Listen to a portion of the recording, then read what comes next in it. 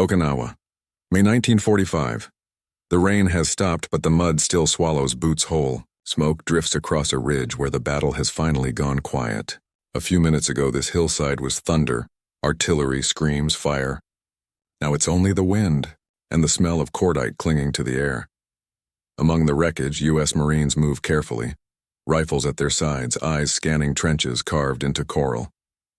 Inside 3 Japanese soldiers crouch, their faces hollow, uniforms soaked in blood and rainwater. Their hands tremble as they surrender, a moment once thought impossible under the Emperor's code of death before dishonor. A Marine sergeant steps forward. His helmet is dented, his face streaked with grime. He doesn't raise his weapon. Instead, he reaches into his pocket, pulls out a pack of Lucky Strikes. He offers a cigarette. For a second, no one moves. Then quietly, the war pauses. Between enemies, a fragile breath of shared humanity fills the air. The Pacific burns. By the spring of 1945, the Pacific War had consumed nearly every corner of the ocean. From the jungles of New Guinea to the volcanic ridges of Iwo Jima, the United States and Imperial Japan were locked in one of the most brutal campaigns in modern history. A struggle not just for territory, but for survival, belief, and identity. When Japan attacked Pearl Harbor on December 7, 1941, it set into motion a collision of 2 vastly different worlds. The American military machine, industrial, pragmatic, and resource-rich, now faced an empire built on discipline, hierarchy, and the ancient warrior code of Bushido.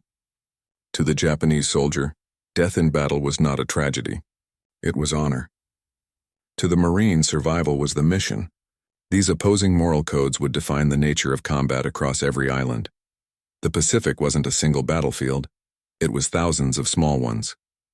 Each island, each ridge became a test of endurance where nature was as much an enemy as man. Heat could kill as quickly as bullets. Malaria, rot, exhaustion. These wore down entire divisions before they even saw combat. Yet still they fought. The Americans advancing yard by yard, and the Japanese refusing to yield even a foot without blood. When the U.S. Marines landed on Guadalcanal in August 1942, they were met not by a conventional army but by an invisible one. Entrenched, camouflaged, and utterly committed to the idea that surrender was shameful. The Japanese high command had drilled it into every soldier.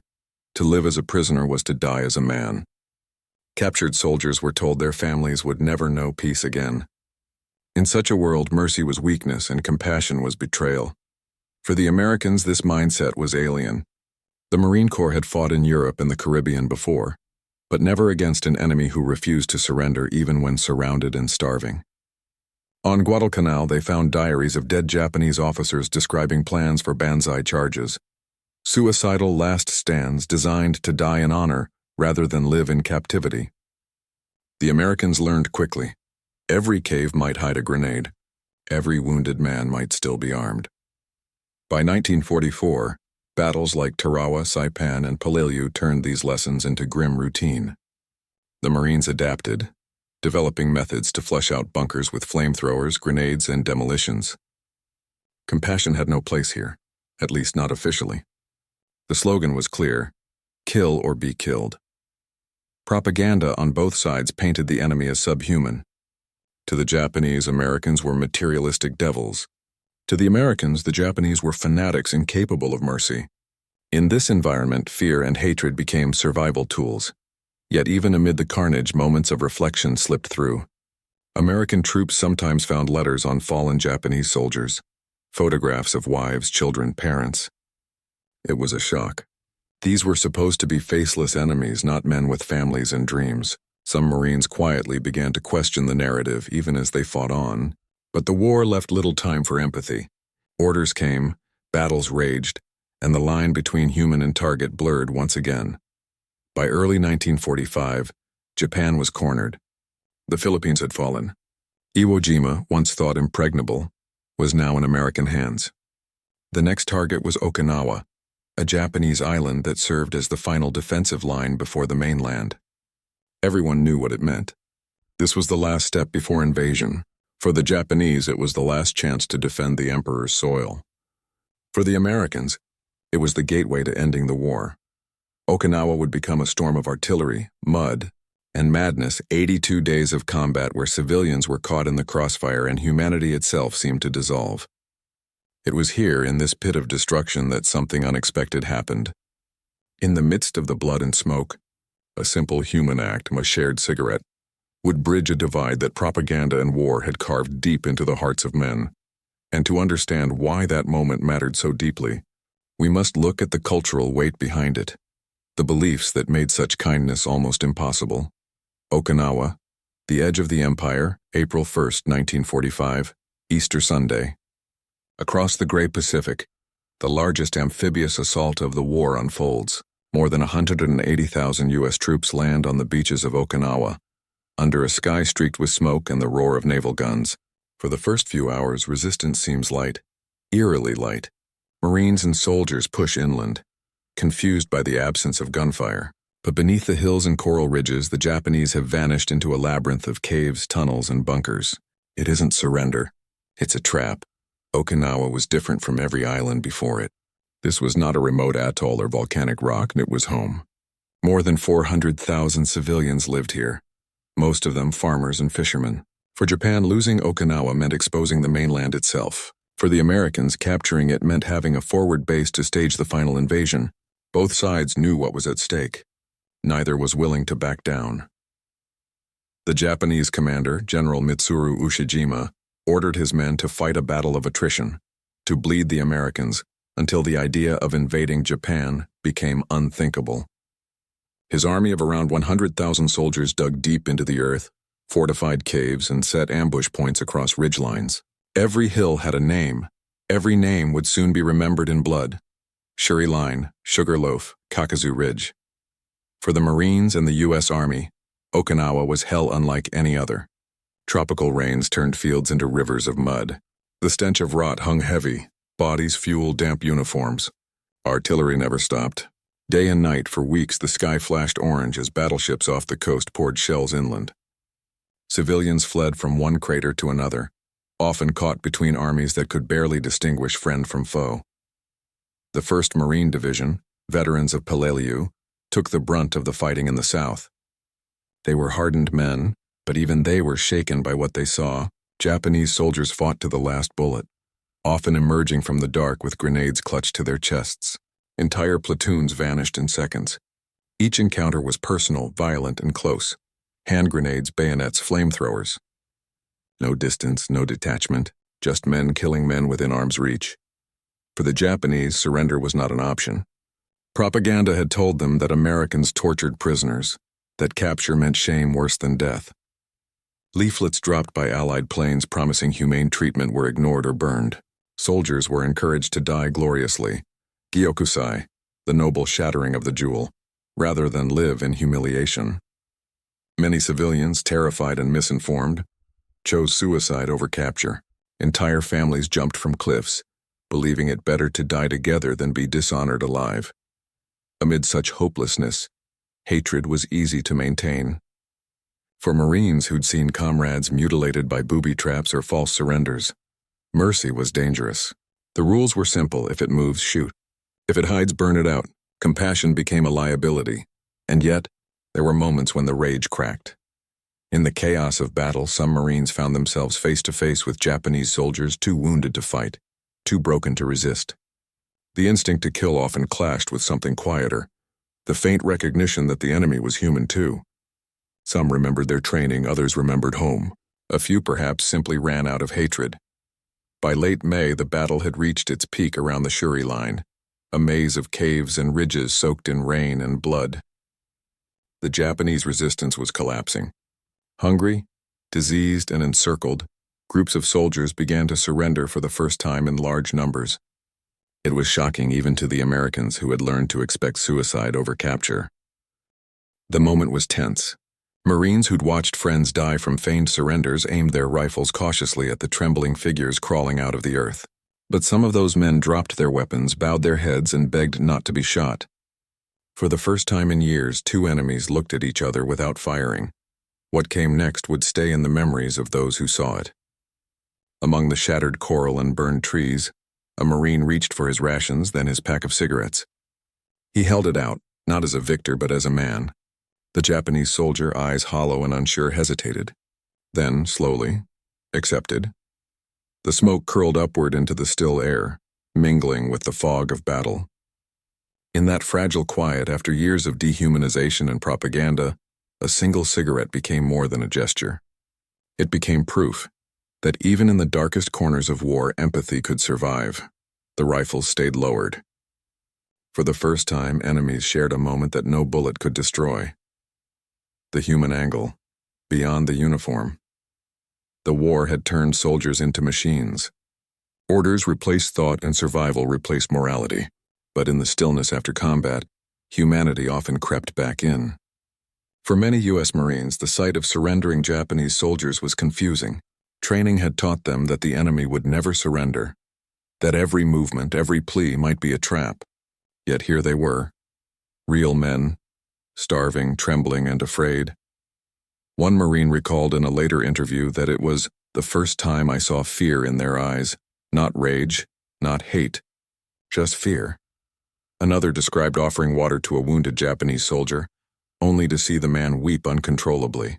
The rawness of those moments broke through layers of propaganda on both sides. The Marine saw not an ideology but a human being. These soldiers had been fighting for years. They had watched friends die, seen atrocities, endured constant exhaustion and horror. Many had grown numb. And yet in that numbness, the smallest act, sharing a cigarette, a sip of water, a ration of chocolate, could remind them that compassion wasn't dead. To the Japanese, such gestures were unthinkable. Their leaders had painted the Americans as barbarians, ruthless killers with no sense of honor. To be treated kindly after surrender was not just shocking, it was deeply destabilizing. It contradicted everything they had been taught. For the Marines, the act wasn't grand or philosophical. It was instinct. The same instinct that makes one soldier steady another's hands after battle. They didn't see it as mercy. They saw it as decency. Something simple and quiet amid a world gone mad. And yet, that decency spoke louder than any victory speech. The cultural angle. Bushido meets the West. To understand why this gesture stunned Japanese soldiers, we must understand Bushido, the ancient samurai code that shaped the Imperial Japanese Army's spirit. Bushido emphasized honor, loyalty, and sacrifice. It taught that death in service was preferable to the shame of defeat. The body could die. The spirit must remain pure. During the Pacific War, this philosophy was twisted into a weapon. The Japanese soldier was taught to see surrender as an eternal stain on his soul. Worse than death, worse than defeat. This ideology did not arise from cruelty alone. It was born of centuries of cultural conditioning. The Japanese military government, seeking to unify the nation, merged traditional samurai ethics with nationalism. In military schools, recruits recited imperial rescripts declaring the emperor divine. To disobey was treason. To live after surrender was unforgivable. Captured soldiers were erased from family records. Their wives were told to remarry. Their names were never spoken again. The Americans, meanwhile, fought from an entirely different moral foundation. Western warfare emphasized victory and survival, not ritual honor. Surrender was a strategic choice, not a shameful one. To an American soldier, taking prisoners was routine. To a Japanese soldier, becoming one was unimaginable. So when the Marines extended cigarettes or food to men who expected torture or execution, it shattered a psychological barrier. For those few Japanese soldiers who experienced it, that moment became a revelation, that the enemy was not a demon, but a man. It created confusion, guilt, even relief. Some later POW diaries record disbelief. The Americans gave us cigarettes. They treated our wounds. Why? For the U.S. Marines, these acts were small, almost thoughtless. For the Japanese, they carried the weight of moral upheaval. It was Bushido meeting modern humanity, and for a fleeting moment, the latter won. The tactical angle, the practical face of mercy. Compassion in war, paradoxically, often begins as strategy. By 1945, the U.S. command wanted more prisoners. Intelligence officers needed information on Japanese fortifications, troop morale, and weapon placements. Dead men told no stories. Living ones could. Thus, leaflets were dropped across Okinawa and other islands, promising humane treatment to those who surrendered. Yet fear kept most from doing so. On the ground, however, Marines understood that how they treated one prisoner would determine whether others followed. A single act of brutality could reinforce Japanese propaganda. A single act of mercy might encourage surrender. Word traveled quickly through the tunnels and trenches. Soldiers who saw comrades captured and treated decently might think twice before dying needlessly. There was also a grim practicality. Killing prisoners wasted ammunition and hardened hearts. Taking them alive, when possible, reduced the chaos. Marines who'd survived multiple campaigns learned that every battle's outcome wasn't just measured in territory, but in sanity. Showing restraint wasn't softness. It was preservation, both of conscience and control. Still, the tension was real. A Marine who spared an enemy risked his own men's distrust. You never knew if the next one would blow himself up, one veteran said years later. Yet when a unit established a reputation for treating POWs fairly, surrenders often increased. Commanders quietly encouraged it. A living prisoner was worth more than a dead fanatic. The cigarette, in that sense, was more than kindness. It was tactical psychology. It disarmed fear faster than any weapon. It said, "You are safe now." And once that message took root, the war's psychological landscape began to shift. However slightly. Even in the blood-soaked fields of Okinawa, empathy could serve strategy, and strategy could serve humanity. As the smoke of that battlefield moment drifted into memory, deeper forces were at play, inside hearts, minds, and the fragile moral frameworks of two nations at war. Would you like me to continue to Angles, Section 2, exploring the psychological, leadership, and moral dimensions that followed? Excellent. We now continue with Angles, Section 2, 900 words, diving deeper into the psychological, leadership, and moral layers. What this moment revealed about the human mind and the machinery of war. The psychological angle, when the mask cracks. War rewires the human mind. It forces men to suppress empathy, to see faces as targets and emotions as liabilities. But the mind can only bear so much before it cracks, sometimes in horror, sometimes in recognition. For the Japanese soldier, surrendering was psychological disintegration. Every fiber of his being, trained from youth, screamed against it. Surrender meant dishonor. Dishonor meant death of the spirit. And yet hunger, wounds, and exhaustion could crush even the most rigid beliefs. When such a man raised his hands in defeat, he wasn't just yielding his weapon, he was yielding an entire identity. Now imagine his confusion when the enemy, the one he'd been told would torture and kill him, offered him a cigarette. The mind recoiled. Why, mercy. That simple act ruptured the carefully built mental walls that wartime propaganda had fortified for years. It planted a seed. Perhaps the world was not what his superiors had claimed. For the Marine, the psychology was equally complex. Many had learned to hate without question. Hatred kept them alive. But when that hatred met the trembling hand of a defeated man, it often faltered. The human instinct to dominate collided with another, the instinct to recognize suffering. And in that collision, something broke open. Some Marines later described feeling uneasy after such moments, even guilty. They realized how numb they'd become. Compassion, once dangerous, now felt necessary in a form of self-preservation. To acknowledge the enemy's humanity was to salvage one's own. The battlefield had turned men into predators. Mercy reminded them they were still human. The leadership angle, orders, ideology, and the cost of humanity. Leadership during the Pacific War walked a razor's edge between necessity and morality. On the Japanese side, General Ushijima and his chief of staff, General Cho, embodied the tension between pragmatism and ideology. Ushijima, calm and deliberate, occasionally favored tactical withdrawal or surrender when hopeless. Cho, fiery and fanatical, insisted that soldiers die where they stood. His voice often won. By the time Okinawa fell, over 100,000 Japanese soldiers were dead, most by suicide or final assault. American leadership, too, wrestled with moral calculus. General Simon Buckner, commanding U.S. forces at Okinawa, faced a relentless enemy and horrific civilian casualties. Orders were clear: minimize American losses, end the war swiftly. Compassion was a luxury few could afford. Yet official directives insisted on humane treatment of prisoners, not only for intelligence reasons, but to uphold American moral standards in the face of barbarity. "We cannot become what we fight," one Navy chaplain wrote in his journal. In the field, junior officers bore the real weight of those contradictions. A platoon leader who ordered his men to accept surrenders risked ambush.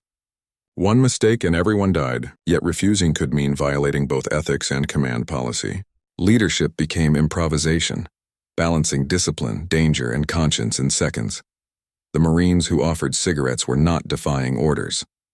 They were interpreting them through instinct, blending duty with decency. That was leadership in its truest, rawest form, moral courage when no one was watching. When the battle ended, some commanders noted an unexpected result. Units that had allowed humane surrender often suffered fewer late-night attacks and more cooperation from captured soldiers. Kindness, though rarely documented, had tactical value. In the arithmetic of war, empathy was not weakness, it was wisdom. The moral angle, a cigarette between heaven and hell. In the grand machinery of total war, morality is often the first casualty. Yet history records moments that defy the logic of violence. Moments where men rediscover the weight of right and wrong not through religion or law, but through instinct. The shared cigarette was such a moment. For years, both nations had been fed narratives of absolute righteousness. To the Japanese, the emperor was divine. To Americans, liberty was sacred. Each saw the other as a destroyer of that truth. But in the smoke curling between two exhausted men, those grand ideals vanished. What remained was something simpler. Two human beings, alive against all odds, silently agreeing that the killing could stop, if only for a breath. Philosophers of war have long argued that morality in combat is situational. Yet this act defied calculation. The Marine did not gain tactical advantage by sharing his ration. The Japanese soldier did not regain honor by accepting it. It was an instinctive human exchange, a flicker of goodness in a landscape stripped of it. Some historians later compared such gestures to the Christmas truce of 1914, when German and British soldiers laid down arms to sing carols. But this was different. There was no truce, no ceasefire, no mutual understanding, only exhaustion and compassion coexisting for a heartbeat in hell. And yet, that heartbeat mattered. For the Japanese survivors, the experience haunted them long after captivity. Many later testified that it forced them to question their indoctrination. One wrote, "In that smoke I saw the lie of the empire. The enemy had shown me mercy. I could no longer hate." For the Marines, the act served as a quiet redemption, proof that they could still choose kindness in a world that demanded cruelty. Between heaven and hell, a cigarette became a bridge. The last ridge, late May 1945. Shuri Line, Okinawa. The rain had not stopped for days. Hills once green had turned into rivers of red clay and blood. Corpses floated in flooded trenches. Artillery thundered ceaselessly. The earth itself seemed to groan.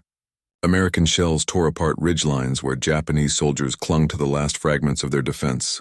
Inside the tunnels, men suffocated from smoke and starvation.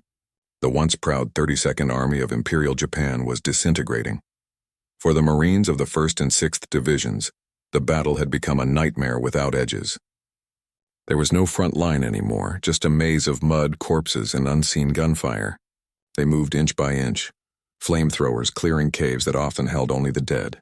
Each ridge conquered looked identical to the last. Yet beneath the exhaustion, they could sense the enemy's collapse. On June 1st, scouts reported strange signs. White flags, movement in the open, Japanese soldiers crawling from the caves with their hands raised. The Marines at first did not believe it. They had seen false surrenders before, men feigning injury only to detonate grenades. But this time felt different. These soldiers were skeletal, their uniforms shredded, their eyes hollow. They carried no weapons, only desperation. At one captured position near the ruins of Shuri Castle, a small group of Japanese soldiers emerged under the watch of Marine rifles. Their officer, barely more than a boy, spoke in broken English. "No fight, hungry." Behind him, others collapsed in the mud. It was the first mass surrender many Marines had ever witnessed. The air was tense. No one moved. Then from among the Americans, a corporal stepped forward. Young, sunburned, his face streaked with soot. He looked at the prisoners, then at his own men.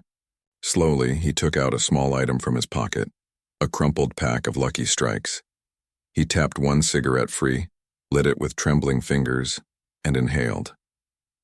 Then, without a word, he extended the pack toward the nearest Japanese soldier. The Japanese man froze. His mind screamed that it was a trick. For years he had been told the Americans were monsters, torturers who would mock and kill him. But the Marine's eyes were steady, almost tired. There was no hatred in them, only recognition. The prisoner hesitated, and then took one. The wind carried the smoke between them, a thin gray thread connecting two enemies in silence. Around them, rifles stayed raised, but no one fired. Others joined in. A Marine offered a canteen. Another passed a piece of chocolate. The moment grew, fragile but real, like a candle lit in a storm. Nearby, a chaplain observed quietly. In his journal that night, he wrote, "Today I saw something I did not expect to see again in this war, kindness." The men shared cigarettes with the Japanese. It was awkward, almost painful to watch, but it was human. That same evening, as the sun sank behind the western ridges, the gunfire faded. For the first time in weeks, the battlefield fell silent except for the dripping rain. The Marines huddled under ponchos. The Japanese prisoners sat apart, some staring at the ground, others watching their captors with disbelief. A few whispered prayers. The smell of tobacco hung in the air. One Marine later recalled, "They weren't demons anymore. Just men, beaten, starving, scared, same as us." That realization, so simple yet so rare, spread quietly among those who survived Okinawa. It did not erase the hatred or the grief. It did not stop the war, but it left a mark deeper than any bullet wound. The men on both sides would remember it long after the shooting ended. In the caves nearby, however, many Japanese still refused to surrender. Officers distributed grenades for suicide. General Ushijima, understanding the battle was lost, prepared for seppuku, ritual suicide, alongside his staff. The Emperor's code demanded it. Yet he issued one final order before his death. "Those who survive bear witness to our defeat. Live if you can." It was a quiet break from the ideology that had sent hundreds of thousands to die. But for those few who surrendered and survived, those who accepted the cigarettes, the water, the mercy, that order gave meaning to their survival. By June 22, 1945, Okinawa was declared secure. The cost was staggering. Over 12,500 Americans dead, 110,000 Japanese soldiers killed, and an estimated 100,000 civilians lost in the crossfire. The island was ruined, a graveyard of coral and ash. But amid that devastation, the memory of a few Marines and a few Japanese soldiers sharing a smoke endured. A quiet rebellion against the madness of war. That fleeting moment, born in exhaustion and disbelief, carried a message no official proclamation could, that even when nations lose their souls, individuals can still find theirs.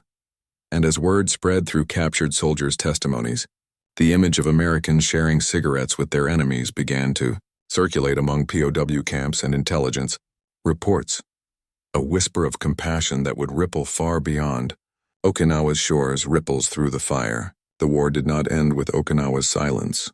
Beyond the island's shattered hills, across the sea toward Tokyo, the engines of annihilation were already preparing their final act. Yet among the ruins, in the minds of the men who had lived through it, something subtle had begun to shift. In the days following the battle, U.S. military police and medical teams processed thousands of prisoners. Some were wounded beyond recognition, others barely alive. Many were still convinced they would be executed. When rations and bandages were offered, they bowed in disbelief. They could not reconcile the kindness with the image of the brutal American they had been taught to fear. Reports from field interrogators noted this repeatedly. "Prisoners appear astonished at humane treatment," one intelligence officer wrote. "Many cry openly when given food or tobacco." These reactions were not sentimentality, they were shock. The psychological collapse of the Japanese soldier was as complete as the physical defeat. For years, surrender had been equated with spiritual death. Now survival came wrapped in mercy. For the Marines, too, the aftermath carried weight. Men who had grown accustomed to violence suddenly found themselves caring for those they had been trained to hate. They escorted prisoners to medical tents, watched them eat, and sometimes guarded them through the night. In those quiet hours, many realized how fragile the idea of an enemy really was. One Marine later said, When I saw a Japanese soldier trying to drink water with shaking hands, I saw my brother back home. Same hands, same face, just thinner. It messed with my head for a long time. War had stripped both sides of humanity, but this encounter gave a fragment of it back. Echoes in intelligence reports. American intelligence officers were not blind to the implications of these encounters. Psychological warfare divisions began studying them closely. The U.S. Army's Civil Affairs Division, analyzing POW testimonies from Okinawa, noted that acts of humane treatment could directly undermine Japan's will to fight. The report concluded, propaganda stressing honorable captivity, reinforced by observed humane behavior, yields surrender where leaflets alone fail. For once, compassion had measurable military value. The Office of War Information soon adapted these findings into surrender leaflets dropped over Kyushu and Honshu. Phrases like, "Your life will be spared and you will be fed and treated well," now carried weight because soldiers on Okinawa had lived to confirm them. Those who had smoked American cigarettes or eaten American rations were now proof that surrender was not the end of honor. It was survival. In POW camps across the Pacific, this transformation deepened. Interrogators noticed that many captured soldiers spoke of one defining memory, the moment they realized the Americans were not monsters. Some described the taste of tobacco, others, the shock of a blanket given by a guard.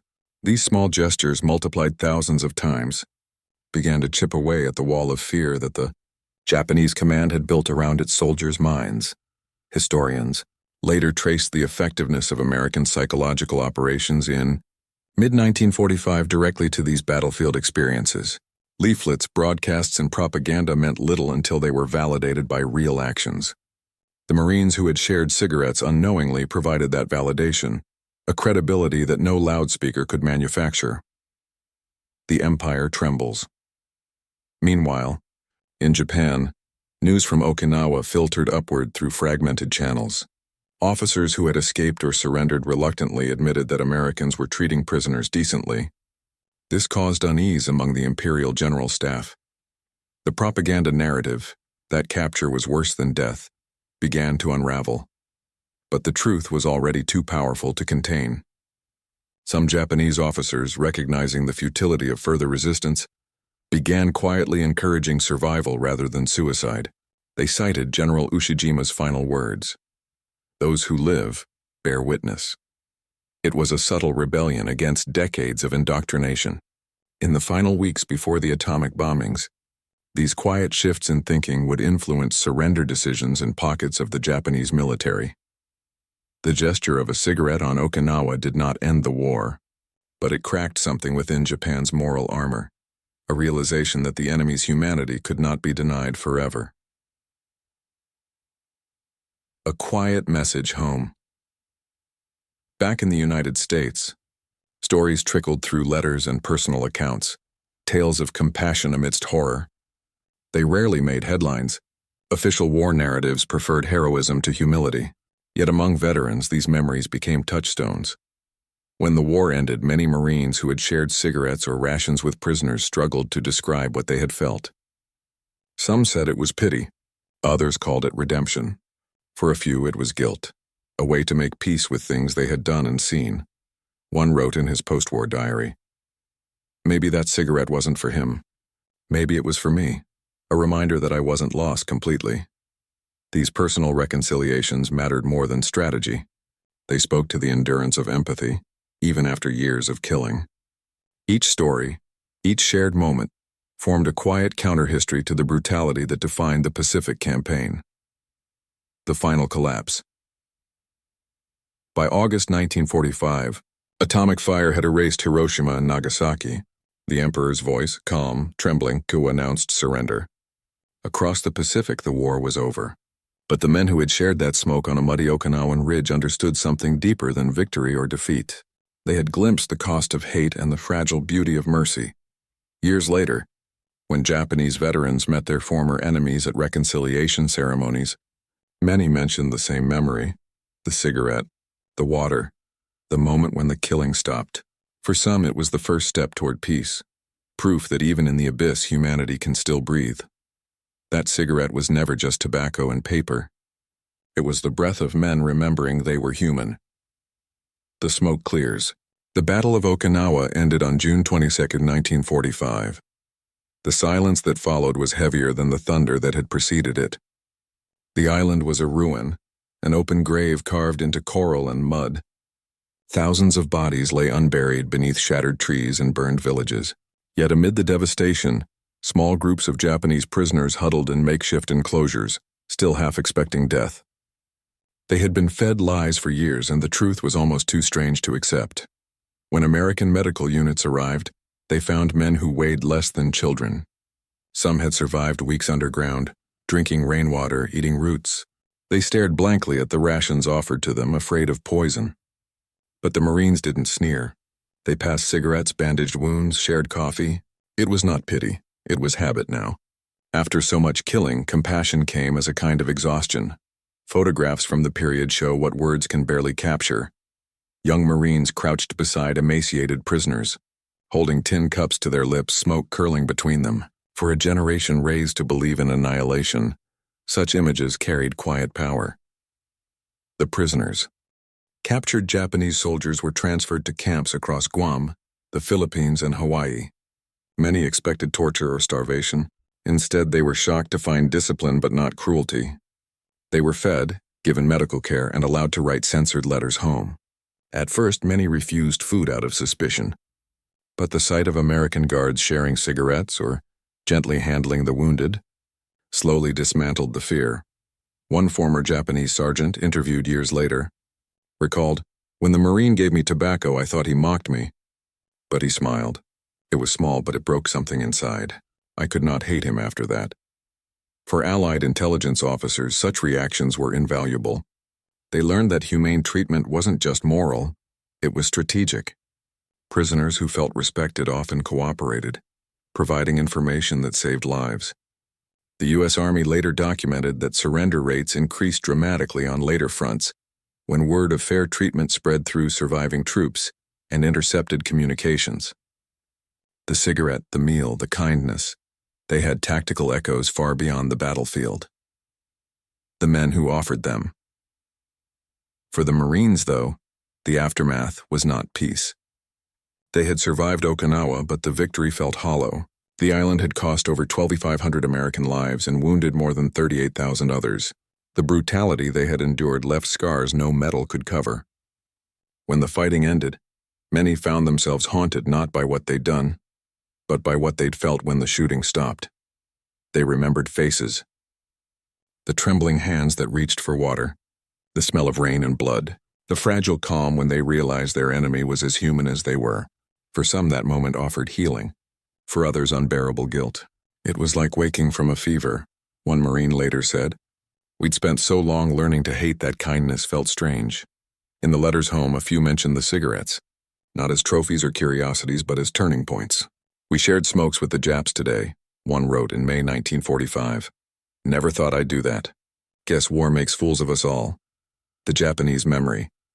For Japanese survivors, captivity was both relief and shame. Returning home after the war, they faced silence and stigma. Many families refused to acknowledge them. Others pretended they had died honorably in battle. To admit surrender was to admit moral failure, and yet in secret, many of those men clung to one comforting memory, that in their lowest moment, the enemy had shown mercy. Japanese POW diaries recovered after the war often included simple entries like, "They gave me a cigarette. I cried." These were not political statements. They were spiritual ones. The gesture had become a symbol of something larger, proof that honor could coexist with compassion. Some historians believe these experiences helped lay early foundations for post-war reconciliation. When Japan later sought to redefine itself as a peaceful nation, many veterans carried the memory of their captors' humanity as quiet justification for change. It was not forgiveness yet, but the beginning of it, the cost and the contrast. The irony was painful. While those few shared cigarettes on Okinawa, firebombs were already destroying Tokyo, and plans for atomic bombs were being finalized. Compassion flickered on the ground even as annihilation loomed from the air. The same hands that passed a smoke would soon load munitions destined for Japan's cities. Humanity in wartime is never pure. It survives only in fragments, yet those fragments matter. In the years that followed, as veterans aged and nations rebuilt, these small moments of decency stood out more than victory parades or medals. They became touchstones for conscience, evidence that morality could survive even in the mud. The smoke that rose above Okinawa that day was temporary, but its meaning lingered far longer than the battle itself. Rebuilding humanity. The war's end did not erase its shadows. Japan lay in ruins and cities flattened, industries gone, millions displaced. Yet beneath the wreckage, a transformation was already beginning. American occupation forces under General Douglas MacArthur sought not revenge but reconstruction. Their mission was to dismantle militarism and rebuild Japan as a democracy. Among the first to assist were interpreters and guards who had fought in the Pacific. Many had seen the worst of the war: Okinawa, Iwo Jima, Tarawa. Yet now they were asked to treat their former enemies as partners. It was a task that demanded both discipline and forgiveness. To the Japanese population, the behavior of occupation soldiers came as a surprise. The feared conquerors arrived not as marauders but as administrators. They shared rations with starving civilians, distributed food, and provided medical care. The same ethos that had appeared on the battlefield in fleeting moments, the cigarette, the ration, the simple act of mercy, now reappeared as policy. America's power was overwhelming, but its restraint was transformative. For many Japanese citizens, this contradiction between expectation and reality planted the first seeds of reconciliation. Some who had once cursed the Americans now admitted a reluctant respect. One Okinawan schoolteacher wrote in her post-war diary, "I feared the soldiers who killed my brothers, but they fed my children. I do not understand such kindness." Veterans and memory. In the years that followed, veterans on both sides struggled with memory. For Americans, the Pacific Campaign remained synonymous with brutality: the jungle, the caves, the endless casualties. But within that brutality, certain moments stood out like flickers of light. Veterans spoke about them rarely, but when they did, their voices changed. They described not triumph but understanding. At reunions decades later, former Marines who had fought at Okinawa recalled those quiet exchanges with the enemy as the only moments that made sense in a senseless war. "You can't hate a man forever," one said in 1983, "not after you've seen him scared and starving." For Japanese veterans, the memory carried even deeper resonance. Many had returned home ashamed, stripped of status and pride. They avoided speaking of captivity. But in time, as Japan's post-war generation grew curious, some began to share their experiences. In those stories, one detail returned again and again: the cigarette, the food, the unexpected mercy. It became a personal symbol of rebirth, the first breath of a new world where compassion might replace fanaticism. By the 1960s and 70s, these accounts appeared in Japanese memoirs, interviews, and television documentaries. They did not glorify the enemy. They humanized him. Through these recollections, the cultural divide that had fueled such hatred began to narrow. The same men who had once been willing to die for the emperor now described their captors with quiet admiration. The seeds of reconciliation. When former Japanese POWs met American veterans during post-war peace ceremonies, they often spoke little. Language was a barrier. Emotion was not. One Japanese veteran of Okinawa reportedly bowed to an old Marine and said simply, "Thank you for not killing me." The Marine, now gray-haired, nodded. "We were all tired of killing," he said. That brief exchange captured what official treaties never could: the shared fatigue of war and the human relief of its end. Governments can sign peace, but only people can make it. Over time, these moments accumulated in personal letters, interviews, and memoirs, until they became part of the broader moral narrative of World War II. Historians began to cite them as evidence of how warfare, even at its most total and mechanized, could not entirely destroy empathy. The cigarette on Okinawa was not unique. Similar gestures occurred on Saipan, in Burma, in the Philippines. But it became emblematic, a visual metaphor for reconciliation before peace had a name. The long echo today, Okinawa stands quiet again. Its cliffs and beaches bear scars of the war, but also monuments to peace. Each spring at memorial ceremonies, veterans and families gather, Japanese and American alike, laying flowers for all who died. Among them are stories told quietly to younger generations, of fire and forgiveness, of an enemy who offered a smoke when the world was ending. The memory of that act has outlived every general, every ideology. It has become a reminder that even in war, perhaps especially in war, mercy carries its own kind of victory. In a world rebuilt from ashes, it was not the bomb nor the bullet that endured, but the faint, human gesture of a soldier reaching into his pocket and offering hope disguised as a cigarette. Smoke and memory. War is often remembered in numbers, divisions, casualties, dates. But history does not breathe through statistics. It breathes through moments, some fleeting, fragile, deeply human. On Okinawa in the spring of 1945, one of those moments flickered like the flame of a match. A Marine's hand extended, a cigarette passed, an enemy accepted. For a few seconds, the Pacific War, the most brutal, dehumanizing conflict ever fought between two nations, paused. In that silence, two exhausted men rediscovered what propaganda had buried. That mercy, even at the edge of hell, is possible. That cigarette did not stop the killing. It did not change the outcome of the war, but it changed the meaning of victory. It reminded those who lived that winning means nothing if one loses one's soul. The gesture was small, but its echo traveled farther than gunfire, through POW camps, through letters home, through generations that would grow up in peace. Humanity survives not because it conquers, but because it remembers. The men of Okinawa, Japanese and American, carried that memory quietly for the rest of their lives. Some spoke of it in interviews. Others kept it buried, a secret spark amid dark recollections. But all knew that something sacred had happened that day. Not divine, not political, simply human. When we look back at World War II, it is easy to see destruction. Cities burned, millions died, empires fell. Yet within that darkness, small mercies endured. Proof that compassion can exist even where none should. History tends to celebrate power, but it is kindness that outlasts it. The smoke from that cigarette has long since vanished into the Pacific wind. But its meaning remains suspended in time, a thin gray thread between enemies who, for a single breath, remembered they were both just men, and perhaps that, more than any victory or surrender, was the truest triumph of all.